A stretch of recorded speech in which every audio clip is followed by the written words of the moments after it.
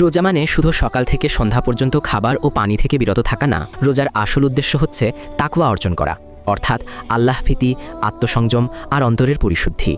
আল্লাহ তাআলা বলেন, হে ঈমানদারগণ, তোমাদের ওপর রোজা ফরজ করা হয়েছে, যেমন ফরজ করা হয়েছিল তোমাদের পূর্ববর্তীদের ওপর, যাতে তোমরা তাকওয়া অর্জন করতে পারো।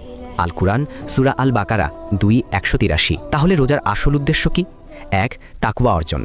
রোজা আমাদের শিখায় একান্তে থাকলেও আল্লাহ দেখছেন, তাই গোপনে পাপ না করা, এটি তাকওয়ার চর্চা। 2. আত্মসংযম ও চরিত্র গঠন। শুধু খাবার নয়, মিথ্যা, গীবত, রাগ, খারাপ দৃষ্টি সব কিছু থেকে নিজেকে সংযত রাখা রোজার অংশ। 3. দরিদ্রের কষ্ট অনুভব করা। ক্ষুধা আমাদের মনে করিয়ে দেয় অনেকে প্রতিদিন না খেয়ে থাকে, এতে হৃদয়ে সহানুভূতি জন্মায়। 4. নফসের ওপর নিয়ন্ত্রণ। রোজা শেখায় আমি আমার ইচ্ছার দাস নই, আমি আল্লাহ বান্দা। রাসূল সাল্লাল্লাহু আলাইহি ওয়াসাল্লাম বলেছেন, যে ব্যক্তি মিথ্যা কথা ও খারাপ কাজ পরিত্যাগ করে না, তার না খেয়ে থাকা আল্লাহর কাছে মূল্যবান।